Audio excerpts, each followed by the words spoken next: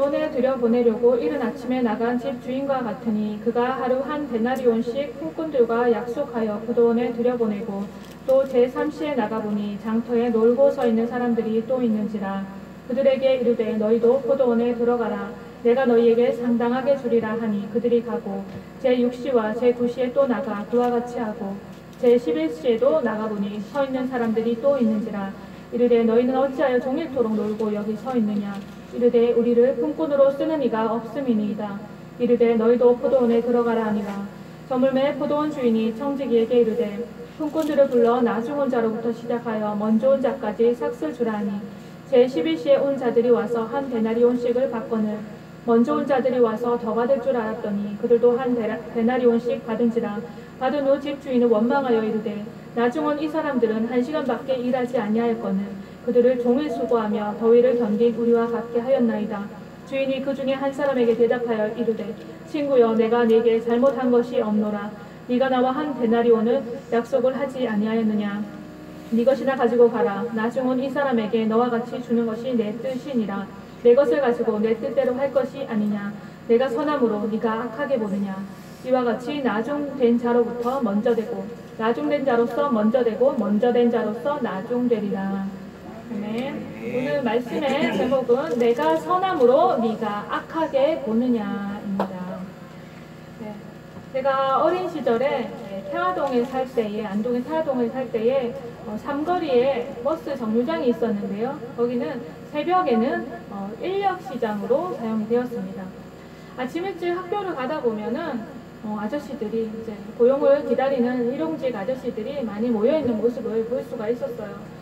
네, 좀 늦게 나가면 또 많은 사람들이 선택되어 가지고 나가고 또 남아있는 사람들은 이제 조금 남아있는 그런 모습을 볼 수가 있었습니다.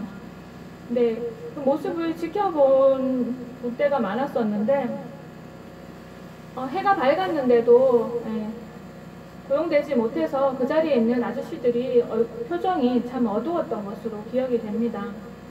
일용직에게는 하루가 일할 수 있는 그것이 얼마나 큰 일인지요. 또 고용되지 못했다는 것이 얼마나 큰 부담이 되겠습니까? 공무원이나 회사원들은 하루 결근에도 큰 지장이 없어요. 살아가는데 지장이 없지만 일용직들에게는 굉장히 큰 무력감이 있을 것이에요. 또 당장 해결해야 될 문제들이 또 펼쳐지니까 또 근심거리가 또 생기겠죠. 네. 오늘 포도원 품꾼의 비유를 읽게 되면 저는 이 장면이 한 번씩 떠오릅니다. 고용되지 못해서 그 자리에 어두운 표정으로 있던 아저씨들의 얼굴이요. 그리고 이 본문과 관련해서 또 하나의 사건이 기억이 납니다. 제가 산골 기도원에 있을 때 일이에요. 원장 권사님이 이제 매사에 하나님의 결제를 받으시고 행동하신 분이었어요. 전도하러 아래 동네에 하나님이 나가라 그러시면은 그 중에 누구를 뽑아서 나가라 하면은 누구를 뽑아서 이제 데리고 나가시곤 하셨어요. 제 나이가 그때 22살쯤 되었었습니다. 그때 제가 선교사가 되고 싶다고 마음을 먹고 뭔가 행동을 취하려고 했었을 때 뜻하지 않은 일들이 일어나서 저희 어머니와 함께 제가 기도원에 들어가게 되었습니다. 그때는 제가 제 마음에 하나님 선교사 되고 싶은데 하나님 일꾼이 추수할 것은 많은데 일꾼이 부족하다고 해놓고 왜 추수할 일꾼 나는 되겠습니다 하는데 왜 저를 이렇게 주저앉히십니까? 왜 저는 안 됩니까? 막 이런 상황에 제가 들어가게 되었던 것이었어요. 근데 거기에 권사님이 전도를 이렇게 나가실 때면 되면 저는 그 전도 데리고 원사님이 데리고 나가던 그 충만이라는 아이가 있었는데 그 아이가 되게 부럽고 질투도 나더라고요. 걔는 딱히 전도에 관심이 있어 보이지도 않고 또 철부지한 저보다 어린 아이였기 때문입니다. 근데 주의 종의 사명을 받았다고 하니까 하나님이 쟤는 특별관리 하시네. 나는 선교사 가려고 해도 안 되고 전도도 쟤는 데려가시는데 나는 이렇게 그런 마음이 드는 거예요. 서울대 가려고 누가 밤잠 안 자고 노력을 했는데 자기는 불합격했는데 자기 반에 있는 학생이 농땡이 막 있다가 아버지 아버지 백으로 특별 전형에 뭐 합격을 했다. 그런 아이의 소식을 들었을 때의 마음이 아마 좀 비슷하지 않을까요? 나는 왜 안 쓰시지? 왜? 복음을 왜 살겠다는데 나는 왜 선교사도 되면 안 되고 전도도 하면 안 되고 왜 그러시지?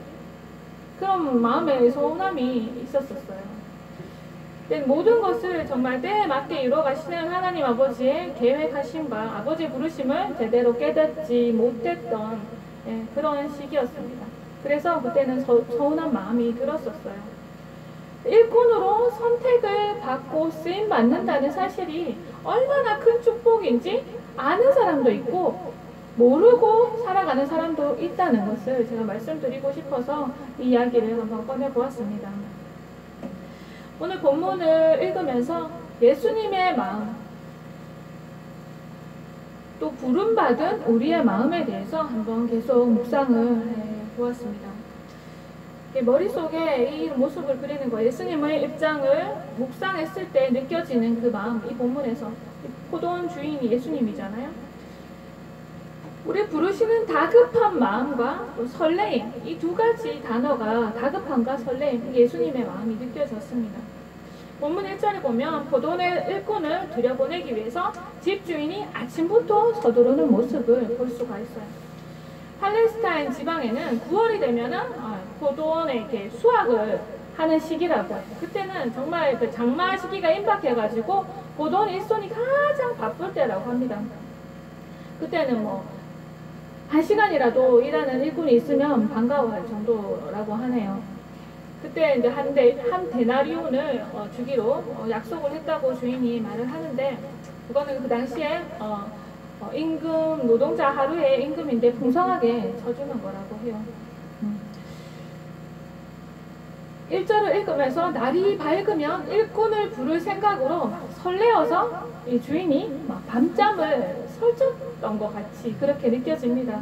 그래서 동이 트자마자 급하게 나가는 주인의 모습을 상상해 볼 수가 있습니다. 충성된 일꾼을 불러가지고 이 포도원에 이제 풍성한 수확을 거둬야지 하는 이 기대감이 있고 막 설레임이 있는 거예요. 그래서 마음이 아침부터 막 분주한 거예요. 잠도 제대로 못 자고 막 나가는 거예요. 첫 번째 일꾼을 만나는 시간이 바로 이른 아침입니다. 제1시라고 되어 있는데 우리 시간 개념으로는 이게 오전 7시 정도 돼요. 유대인의 시간 개념은 해가 뜰 때부터 해가 질 때까지를 12분할을 합니다. 그래서 제1시, 2시 이렇게 분할을 하는데 품꾼을 포도원에 이제 들여보내면서 노동자의 임금, 하루 임금에 해당하는 그 데나리온을 주마 약속하고 이제 일꾼을, 첫 번째 일꾼을 들어보냈지만 마음이 일꾼이 더 필요해, 빨리 저거를 장마 오기 전에 빨리 풍성한 수확을 거둬야지, 손해가 조금 더 없어야지 하는 그런 마음으로 또 3시, 우리 시간으로 9시 발걸음을 재촉해서 장터까지 또 나간 거예요. 여기서 장터는 고대 근동에서 인력시장, 우리말로는 인력시장으로 쓰였던 곳이 또 장터입니다. 거기에 고용을 원하는 사람들이 모여 있었다고 해요. 여기 성경에 보면 우리말로 그들이 놀고 있었다고 표현을 하는데 흥청망청 노름이나 하고 한량처럼 빈둥거리고 있는 그런 게 아니라 품꾼으로 써주는 사람이 없어서 그냥 일을 하고 싶은데 할 수가 없어서 그냥 노는 상태인 거예요. 그런 상태인 것입니다. 제6시, 우리 시간으로 정오에도 그런 사람들이 있었고, 제9시, 우리 시간으로 오후 3시에도 그런 사람들이 있어서 또 일꾼으로 부른 거예요. 포도원으로 가라고 한 거예요. 제11시는 우리 시간으로 오후 5시입니다. 오후 6시쯤 해가 진다고 생각하면 1시간밖에 남지 않은 시간인데 일하지 못하고 있는 사람들이 또 있는 거예요. 그래서 포도원 주인이 이렇게 말합니다. 너희는 어찌하여 종일토록 놀고 여기 서 있느냐. 그들이 우리를 품꾼으로 써주는 사람이 없어서 그럽니다. 그래, 너희도 포도원에 들어가라. 인력시장이 남겨진 아저씨들 모두 슬픈 그 표정, 어두운 표정 제가 아까 말씀드렸죠. 가족의 생계를 책임져야 되는데 자기만 바라보는 가족이 있는데 써주는 사람이 없어서 그 자리에 머물러 있었다. 그런 지금 상황인 거예요. 우리를 써주는 사람이 없어서 종일토록 우리가 여기 지금 있는 겁니다. 해가 질 때가 거의 다 되었는데, 1시간 남았는데, 포도원 주인은 그들을 긍휼히 여기는 마음으로, 그래, 너희도 들어가서 일을 해. 그렇게 포도원 주인은 그들을 긍휼히 여기는 마음으로 포도원으로 인도를 합니다. 네. 이 포도원 주인은 예수님을 가리킨다고 말씀을 드렸죠. 이 포도원에서 거둬지는 풍성한 포도 열매는 무엇입니까? 그러면 다름 아닌 구원받을 영혼들인 것이에요. 우리에게 이 본문이 너무나도 익숙하죠. 그래서 우리가 이 본문을 많이 접했는데, 중요한 것은 우리가 이 본문을 접하면서 얼마나 우리가 주님의 그 마음을 읽을 수 있었는가, 그것이 중요하겠죠. 오늘 이 시간을 통해서 우리가 예수님의 마음을 깊이 들여다보는 시간이 되기를 원합니다. 네. 죄로 인해 죽을 수밖에 없는 우리를 예수님이 살리시기 위해서 십자가를 지셨습니다. 그래서 예수님은 우리를 위해 살 일을 다 하신 후에 잃어버린 영혼들, 하나님과의 관계가 단절된 영혼들을 다시 주님께로 인도하시려고 초청하시려는 그 예수님의 마음을 우리가 생각을 해야 되는 거예요. 하루속히 저 원수의 압제 아래 지옥으로 끌려가고 있는 내 자녀들을 모아야 된다. 그런 다급한 마음, 그런 마음이 예수님께 있는 것이에요. 소망 없이 살아가는 저들을 누가 구원해주고 빨리 일꾼을 세워야겠다. 그런 마음입니다. 이런 부르심에 일찍 부름을 받고 선택된 사람들이 있습니다. 이 부름에 일찍 반응한 사람들이 있습니다. 어떤 사람들이겠습니까? 모태신앙인들이겠죠. 그리고 모태신앙은 아니지만 일찍 예수님을 영접해서 오랫동안 생활을 해온 사람들이겠죠. 네. 이런 사람들은 예수님의 마음을 오랫동안 신앙생활 하면서 잘 헤아리고 살아야만 함에도 불구하고 실상은 그렇지가 않은 거예요. 모태신앙을 다른 말로 우리가 뭐라고 표현을 합니까? 모태신앙 들어보셨죠? 또 그리고 못된 신앙 들어보셨죠? 네. 제가 생각하는 이유는 이렇습니다. 모태신앙은 나를 위해서 뭔가를 구원해주고 나에게 축복해주시는 그런 주님은 필요하지만, 주님이 정작 잃어버린 영혼들을 위해서 네가 뭔가를 희생해줘, 네가 뭔가를 내려놔, 주님이 이런 요청에는 나 못해요 주님 하는 이런 신앙. 오랫동안 예수님 믿으면서 교회는 열심히 다니면서 영혼 구원에는 관심이 없는 거예요. 수능 칠 때 막 특세에 교회 터져나갈 정도로 막 그렇게 기도를 하죠. 열심히 학부모를 둔 엄마들의 그 애끓는 마음으로 기도를 하죠. 그런데 평소에는 어떻습니까? 교회가 새벽 기도 한산하잖아요. 나를 위한 주님은 필요하지만 영혼 구원을 위한 주님, 죽어가는 영혼들을 위해서 눈물을 흘려 기도하고 또 나가서 전도하고 막 이렇게 애쓰는 모태신앙인들은 정말 많지가 않은 것 같아요. 그리고 못된 신앙은 어떤 신앙일까요? 못된 신앙. 모태신앙은 그 자기만 아는 이기심을 가지고 있죠. 못된 신앙은 이기심 플러스 교만까지 탑재하고 있는 신앙입니다. 이런 사람들은 예수님을 믿지 않는 세상 사람들을 바라볼 때에 어떻게 바라보는가? 저 사람은 저렇게 악하게 사니까 아이고 지옥 가는 게 싸다 싸. 세상 쾌락에 취하고 자기 만족에 취해서 저렇게 악랄하게 사는 사람은, 진리에 조금도 관심도 없는 저런 사람은 구원받을 자격도 없어. 내가 저런 사람한테 왜 전도를 해야 돼?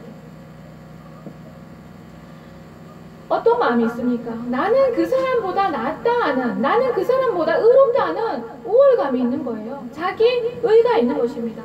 자기는 저런 사람들에 비해서 구원받을 자격이 있어서 구원받았다라고 생각을 하는 거예요. 구원은 전적인 하나님의 은혜인데 구원받지 못한 사람들을 긍휼히 여기는 마음이 아니라 나는 저 사람보다 낫다는 생각을 하는 거예요. 우월하다는 생각을 하는 거예요. 유대인들이 그랬죠. 이방인들을 무시하고 멸시했습니다. 자기가 그들보다 의롭다고 생각하고 우월하다고 생각을 했어요.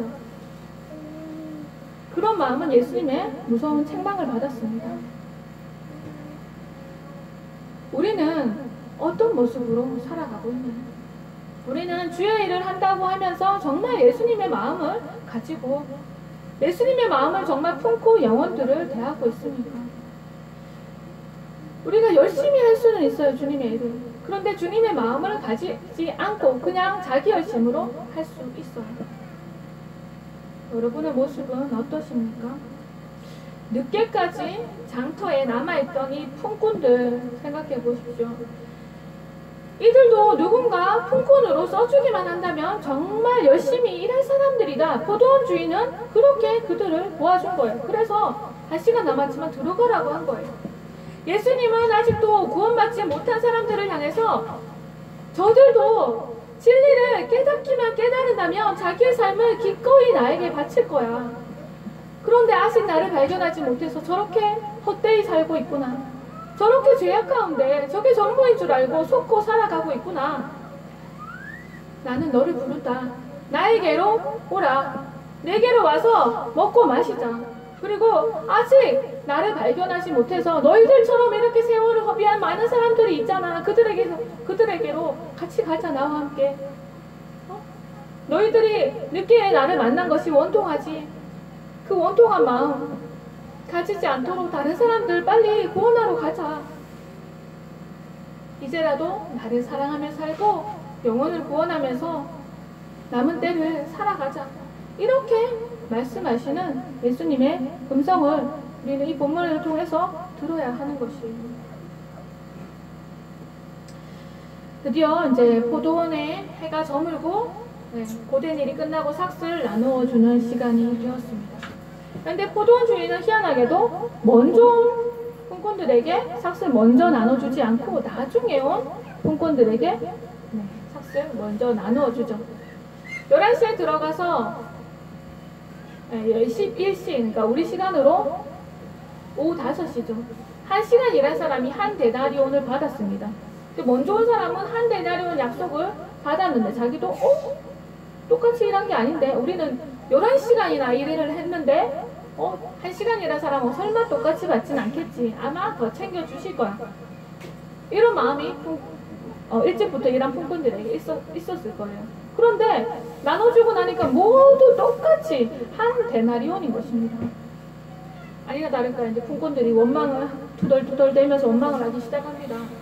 이렇게 일찍부터 와가지고 더위와 싸우고 땀 흘리고 우리는 이토록 오랜 시간을 일을 했는데 어떻게 1시간이란 마지막에 거의 다 끝날 때가 와가지고 일한 그런 품꾼하고 우리를 똑같이 취급하실 수가 있습니까? 우리가 보기에도 이 사건은 어때요? 공정하지 못한 처사처럼 보일 수 있습니다. 우리 눈에도 일한 시간에 비례해서 차등 대우를 해주어야 그것이 공정하다고 우리는 잘 느낍니다. 그렇죠? 저는 어려서 이 성경을 읽을 때 이 부분이 좀 난센스였어요. 참 이해가 안 된다. 그렇지만 성경이니까 주님이 맞으니까 근데 머리로는 이해가 잘 안 되네. 그러고 그냥 성경을 읽었었어요. 예전에 어릴 때. 여러분은 어떠셨습니까? 이게 이해가 잘 되셨습니까?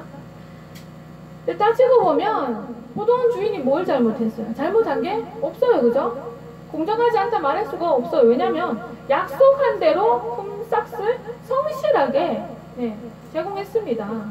뭐 법적으로도 뭐 도의적으로도 약속한 대로 주었으니까 잘못한 것이 없어요. 잘못이라고 할 수 없습니다. 근데 더 중요한 것은 우리가 이 이야기를 구원의 이야기로 이 이야기는 구원의 이야기를 담고 있다는 것이 그것이 중요한 것이에요.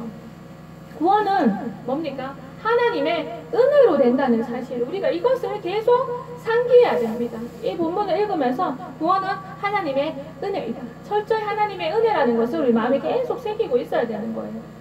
원망을 쏟아내는 품꾼의 모습. 그것은 먼저 구원받은 자들에게서 흔히 나타나는 모습입니다. 우리가 구원받은 것이 우리 노력 때문입니까? 우리가 잘나서입니까? 우리가 의로워서입니까? 아니면 절대적으로 하나님의 은혜 때문입니까? 우리는 살아날 소망이 조금도 없었습니다. 우리 죄 아래 다 갇혀서 죄인이라고 완전히 정죄를 받은 상태. 우리는 심판을 피할 수 없는 그런 상태예요. 우리가 저주를 받아서 지옥으로 떨어져야 된 그런 상태에 놓여있는 우리를 예수님께서 대신 저주 받으시고 우리에게 찾아오셔서 우리를 구원해 주신 것이에요. 우리가 무슨 의를 주장할 수가 있단 말입니다. 거기에다가 우리를 변화시켜서 복음의 일꾼으로 사용해 주시는데 우리가 무슨 말을 할 수가 있겠습니까? 우리는 무슨 말만 해야 됩니까? 이 모든 것은 전적으로 하나님의 은혜라고. 우리는 이 말밖에는 해서는 안 되는 것이에요. 우리의 어떤 의도 하나님 앞에서 주장할 수가 없다는 것입니다. 그러나 우리는 고백은 그렇게 잘합니다. 모든 것이 하나님의 은혜입니다. 네, 하나님의 은혜입니다. 그렇게 고백은 잘하고 사람들 앞에서 그렇게 얘기는 잘하지만 종종 우리는 그 은혜를 정말 망각하고 맙니다. 그리고 자기도 모르게 특권의식에 빠져 있어. 자신이 주님을 위해서 뭔가 한 일을 막 떠올리면서 내가 저 사람보다는 낫지. 저 목사 저러는 거 보면 완전 사꾼이네, 사꾼. 하나님이 나를 사용하시는 거는 저 사람보다 낫다라고 이렇게 생각을 하는 거예요.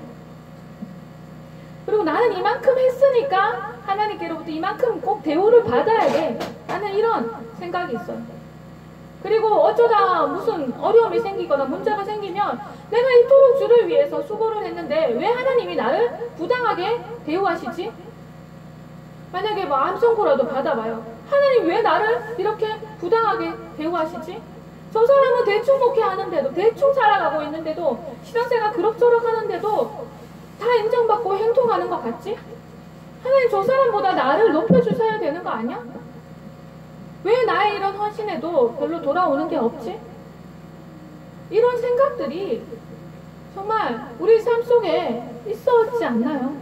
이런 생각으로부터 우리 정말 자유로웠나요? 1도 없었습니까? 반석이가 좀 잘하는 말. 1도. 엄마 1도 안 그랬어. 나 1도 안 그래. 정말 1도 없습니까? 예수님을 믿는 분들 중에 이런 생각하는 분들도 계십니다.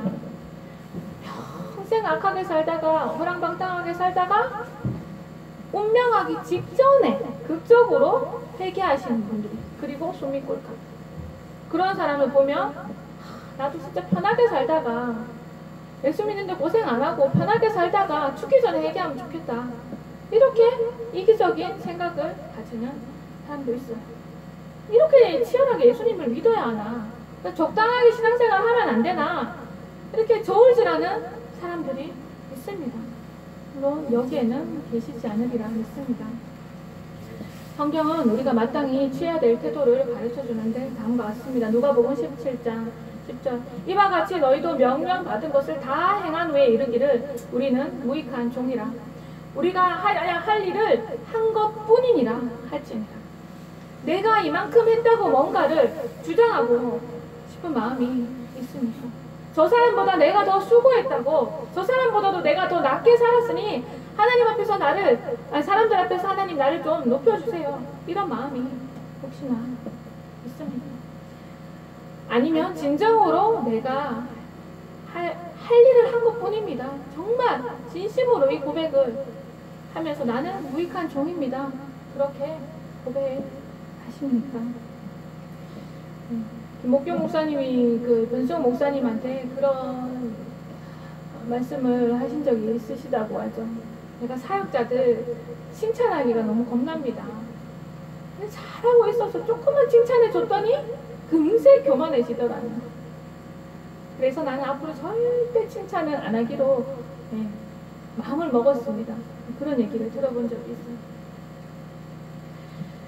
우리 안에는 아담의 본성이 이제 우리 천국 갈 때까지 있습니다. 사단이 부추기는 그 마음이 있어요.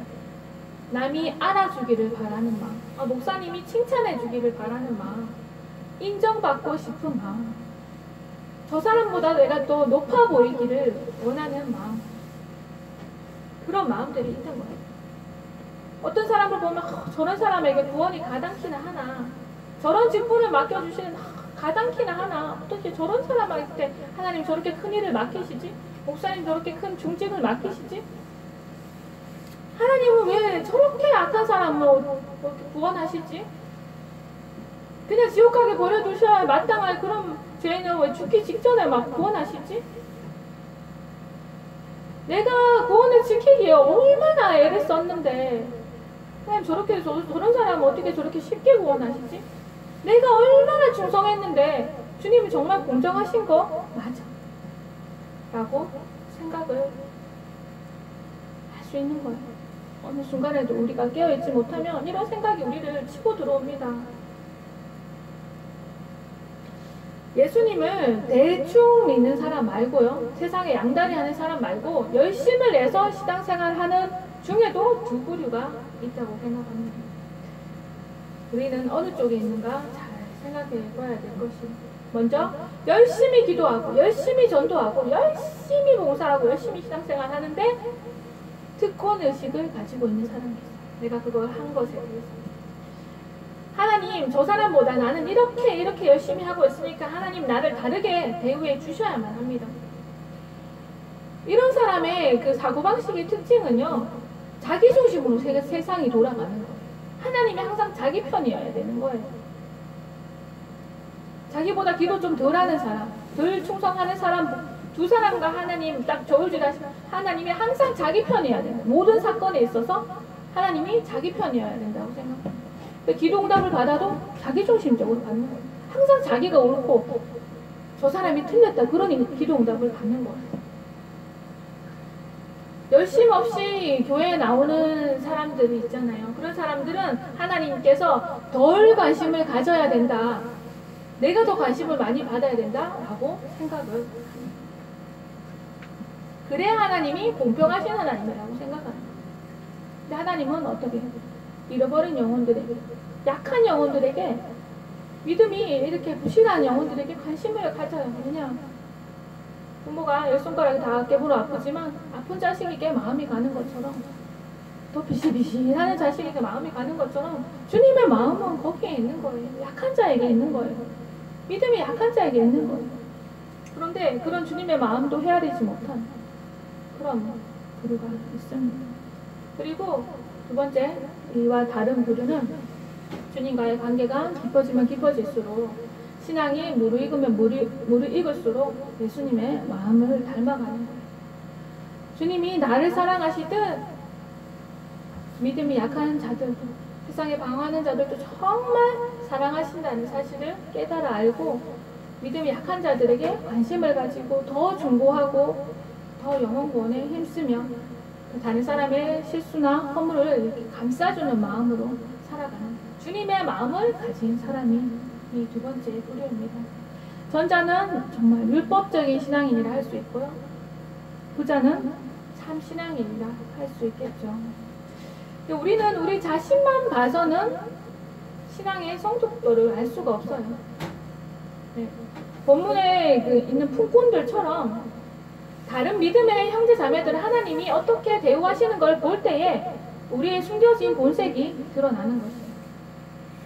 하나님은 언제나 우리 마음속에 있는 꿈틀대는 그런 동기, 우리 마음속에 일어나는 그런 중심을 살피시는 분이세요. 겉으로 드러나는 행동에 사람은 속을 수 있지만 하나님은 속지 않으신다는 거예요. 하워드 피트만이 이런 강증을 했습니다. 자신이 예수님을 위해서 정말 성실하게 신앙생활을 해왔기 때문에 주님 앞에 섰을 때에 주님께서 자신을 칭찬해 주실 줄 알았다. 그런데 주님이 생각지도 못한 책망을 하시는데 가증하다는 말씀을 하십니다. 청천벽력까지 얼마나 놀랐겠어요. 정말 신실하게 한다고 애쓰며 살았는데 가증하다고 하십니다. 어떤 부분을 책망하셨냐면, 예수님은 그 하우드피트만이 자신의 필요가 채워졌을 때에 양심을 달래기 위해서 한 섬김에 대해서 책망을 하셨다고 합니다. 자신의 필요가 다 채워졌을 때 양심을 달래기 위해 했던 섬김. 우리 그렇잖아요. 돈 좀 벌고 주의 일 할게요. 내가 좀 건강해지면 주의 일 할게요. 뭔가 자기의 필요가 다 채워지고 나면 그제서야 주님을 위해서 할게요. 그때 주님을 위해서 열심히 할 수도 있습니다. 그런 막 약속을 지키는 사람도 있어요. 그런데 자신의 양심을 달래기 위해서 내가 약속을 했으니까 하는 거, 기쁨이 없이 세상과 여전히 이렇게 견눈질하면서 마음을 다해서 주님을 사랑하는 마음으로 하는 것이 아니라 양심을 달래기 위해서 하는 섬김을 책망하셨다는, 그것을 가증하게 여기셨다는 거예요. 우리가 전도하는 것도 우리 양심을 달래기 위해서 전도할 수 있어요. 주님을 사랑하는 마음이 아니라 내가 그래도 개척을 했는데 내가 전도사인데 전도 안 하고 있으면 되나, 내 양심 달래려고 저도 전도했던 순간이 있습니다. 주님은요, 우리의 동기를 보시고 그것만 주님을 위해서 정말 주님을 사랑하는 마음으로 한 것만 계산하신다는 거예요. 내 양심 달래려고 하는 것에 대해서 가증하다고 책망하셔요. 저도 이 간증이 너무나도 충격적이었습니다. 우리는 중심이 달라야 돼. 무엇을 하든지 억지로나 인색함으로나 양심 달래려고 하는 것이 아니에요. 헌금도 내 양심 달래려고 감사헌금하고 어디 가면 내 얼굴, 남이 나를 어떻게 생각할까? 혹시 내 주머니에 돈이 있는데 안 내고 있으면 하나님이 나를 책망하시고, 양심 달래려고 그냥 내는 거 있잖아요. 기뻐서 내는 거 아니고 안 내면 안 될 것 같으니까 왠지, 하나님이 보고 계시니까 왠지, 양심을 달래려고 하는 그거 하나님이 기뻐하시지 않는다는 거예요. 나를 위한 헌신인지 정말 주님을 위한 헌신인지 하나님은 구분하신다는 것이죠. 네.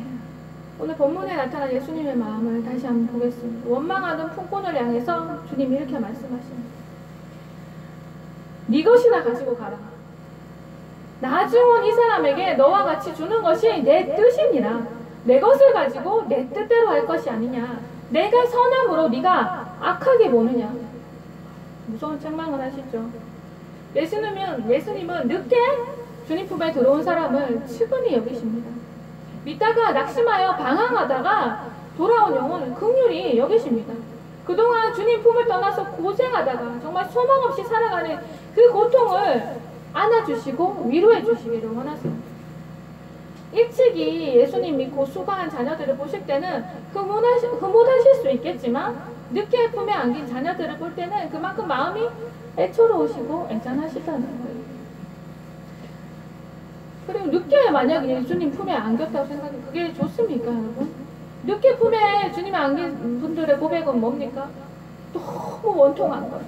내가 주님을 위해서 살아왔었으면 이 많은 세월들을 내가 허송 세월을 보내지 않고 주님을 위해서 살았으면 얼마나 좋았을까? 내가 주님을 사랑하며 살았으면 얼마나 좋았을까? 내가 이제 예수님 믿어서 너무 원통하다고 그렇게 오시면서 고백하는 분들의 고백을 들어보셨죠? 네. 늦게 예수님 믿어서 죄만 짓다가 주님 나라 가는 게 너무 원통하다. 주님을 위해서 이제 남은 시간, 일할 시간이 별로 많지 않다는 것이 너무 원통하고 죄송해서 통곡을 하는 거예요. 우리는 일찍 예수님 품에 안겨서 정말 말로 못할 영광스러운 나날들을, 은혜로운 시간들을 우리는 보내왔습니다. 놀라운 특권들을 누려왔죠. 이것이 은혜라는 사실. 그리고 우리가 수고해서 한 것들이 우리 의를 자랑할 것이 아니라 마땅히 해야 될 일을 한 것뿐이라 하고 우리는 고백을 해야 됩니다. 이럴 때 우리는 예수님께 흐뭇한 주님의 기쁨을 드릴 수 있는 자가 되는 거예요. 우리가 무언가를 주장한다면, 우리가 무엇을 했다고 주장한다면 주님의 마음이 기쁘시겠습니까? 일찍부터 이런 품꾼들의 불평에 대한 대답이 주님이 우리에게 하시는 말씀이에요. 너희가 악한데 선한 나를 악하게 보느냐? 네가 악함으로 나를 악한 사람으로 여기느냐? 내가 얼마나 큰 은혜를 받았는지 놓치고 불쌍한 영혼들을 향한 예수님의 마음을 헤아리지 못하면 이런 책망을 듣는 거예요. 하나님 불공정해요. 저 사람은 왜 저렇게 쉽게 구원하십니까? 이게 이런 불평들이요, 이런 무서운 책망을 낳는 것이. 네가 나를 악하게 보느냐. 우리가 감히 무엇인가인데 하나님은 불공정하다고 말할 수 있어요. 우리가 누리는 모든 것들이 우리의 행한 것이 아니라 주님의 은혜인데 우리가 어떤 불평을 할 수 있냐는 거예요. 우리는 무익한 종입니다. 나는 아무것도 아닙니다. 주님의 은혜 외에는 난 아무것도 모릅니다. 난 십자가 외에는 난 아무것도 알기로, 난 자랑하지 않기로 내가 작정을 합니다. 우리는 이런 마음으로 살아야 될 줄 믿습니다. 예, 예수님께서는 또 말씀을 하셨죠. 먼저 된 자가 나중 될 것이다. 우리 자신의 모습을 항상 돌아보면서 우리가 주님의 책망을 받는 그런 자리에 들어가지 않도록 우리 아버지의 마음을 생각하면서, 예수님의 마음을 생각하면서 우리가 우리 남은 때를 살아야 될 줄로 믿습니다. 우리가 말씀을 들으면서 양심에 찔리는 부분에 대해서는 이 시간 회개하면서 또 정말 주님의 은혜만으로 살아갈 수 있게 되도록 끝날까지 겸손하게 주님을 따르고 영혼들을 긍휼히 여기고 주님께서 나를 사랑한 것처럼, 내가 나를 사랑하는 것처럼 남을 사랑할 수 있게 해달라고, 내 자신처럼 이웃을 사랑할 수 있게 해달라고, 믿음이 약한 자들을 책망하고 비난하고 정죄하고 그런 것이 아니라 사랑하고 중보하고 감싸줄 수 있는 우리가 될 수 있도록 주님의 마음을 갖게 해달라고 시간 함께 기도하겠습니다. 아멘. 아버지 하나님, 아버지 정말 하나님의 은혜로 아버지 어려서부터 주님을 알고 아버지 믿음의 아버지 역속에서 하나님 아버지 내가 주님을 위해서 무엇이 있습니까? 아버지 주님 앞에 사랑은 무엇이 있습니까? 사랑하셔 뭔가 드러내려고 하는 무엇이 아버지 무슨 선함이 있습니까? 하나님 아버지 모든 것이 아버지 하나님의 은혜입니다. 아버지 죄 때문에 죽을 수밖에 없는 것을 구원하시기 위해서 아버지 모든 저주를 아버지 대신 당하시기 아버지 그 예수님의 사랑에 아버지여 갚아요. 하나님 아버지 무익한 종으로 아버지 살아도 주를 위해 살고 죽어도 주를 위해 살고 하나님 오직 하나님 주님을 사랑하는 마음으로 아버지 주님을 사랑하는 영혼들을 사랑하는 마음으로 아버지 섬기는 마음으로 아버지 남은 때 주님께서 주님 이 시간을 살아갈 수 있도록 하나님 아버지 은혜를 베풀어 주시기를 원합니다. 하나님 아버지 마음을 주장하기를 원합니다. 하나님 아버지 내 어떤 것도 주장하지 아니하고 아버지 주님의 마음을 하는 기쁜 시간을 삶을 살아가기를 원합니다. 하나님 아버지 내가 저 사람보다 낫다고 저 사람보다 나한테 더 받아야 한다고 아버지 꿈틀거리는 하나님 아버지 아담의 손 아버지 내 속에서 주님 성령의 물로 태워주기를 원합니다. 하나님 아버지 내 양심을 달리기 위해서 하나님 주님을 섬기고 아버지 마음을 달고 아버지 마음을 해야 한다. 아버지 정말 주님을 기쁘시게 하는 주님의 종이 되기를 원합니다. 아버지 주님을 사랑하는 마음으로 생각하며 주님 아버지 엉덩이 자손이가 날도 순종하기를 원합니다. 하나님 아버지 도와주시옵소서. 오늘 성령으로 부어주시옵소서. 아버지 무엇을 하는지 성령으로 하게 하여 주시옵소서. 주님의 연합을 하게 하여 주시옵소서. 아버지 내 동기를 살피실 때에 아버지 나의 중심을 살피실 때에 아버지 온전하다 아버지여 주님께서 칭찬을 그만한 아버지 엉덩이 살아갈 수 있기를 원합니다. 아버지 오늘을 가지고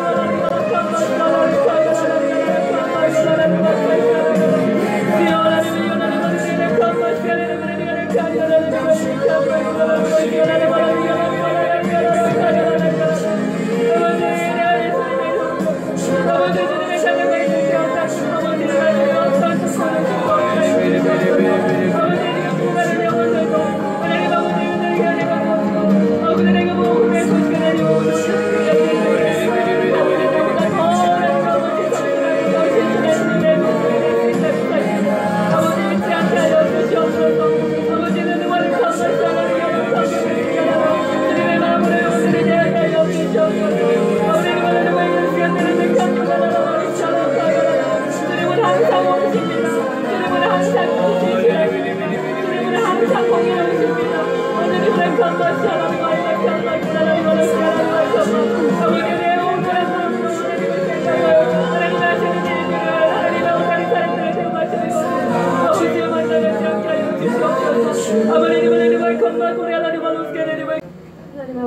감사드립니다.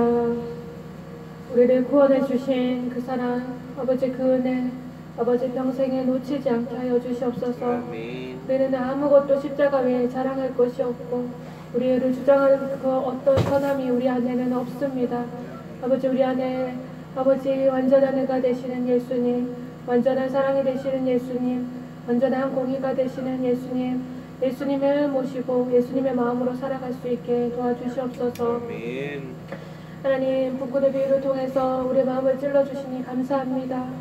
아버지 먼저 온 아버지 분꾼의 불평과 같이 하나님 우리 입술에 달렸던 모든 불평들을 용서하여 주시고 이제는 주님을 위해서 살아갈 수 있도록 하나님 우리 양심을 달래기 위해서 무언가를 하는 것이 아니라 아버지 특권의식에 사로잡혀 무언가를 하는 것이 아니라 아버지 주님을 사랑하는 마음과 영혼을 사랑하는 마음으로 아버지 우리가 주님을 닮아 아버지 주님을 위해서 살아갈 수 있는 저희들의 삶이 될 수 있도록 하나님 은총을 베풀어 주시옵소서. 아멘.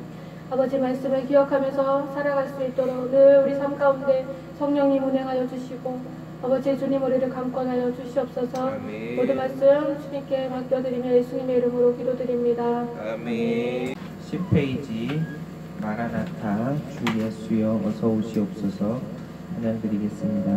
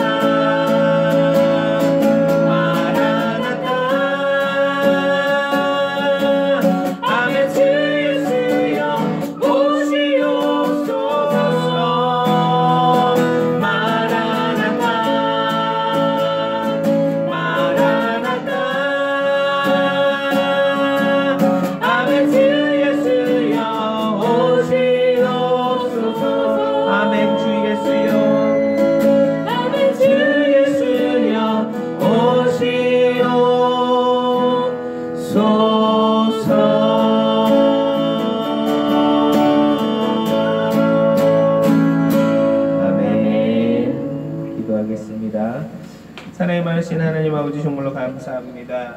아버지 하나님 은혜에 너무나도 감사하고 감사하여 저희들 작은 정성 모았습니다. 아버지 하나님, 아버지 이 정성이 귀 쓰이는 헌금이 되게 하시고 또 늘 주님의 일에 아버지 큰 보탬이 될 수 있는 헌금이 되게 도와 주시옵소서. 드려진 손길 위에 만배로 복 주셔서 늘 하나님의 사랑을 나누는 아버지 그런 축복 영위할 수 있도록 은혜 베풀어 주시옵소서. 아버지 저희들 말씀대로 아버지 모든 구원은 아버지의 주권입니다. 아버지 그런 것에 시기 질투하는 것이 아니라 온전히 맡겨진 사명에 아버지 저희들 충성을 다하고 성실히 임하며 주님 잘했다 칭찬받을 때까지 아버지 사역 놓지 아니하고 열심히 순종하며 나아갈 수 있도록 힘주시고 능력 허락하여 주시옵소서. 지금은 우리 주 예수 그리스도의 한없는 은혜와 아버지 하나님의 지극하신 사랑과 끊임없이 바른 길로 인도하시는 성령님의 내주 교통하심이 순복음 회복교회에 모여 기도하고 예배하고 찬양하는 모든 성도의 가정과 직장과 범사에 영원히 함께 있기를 축원드리옵나이다. 아멘. 아버지 좀 감사합니다.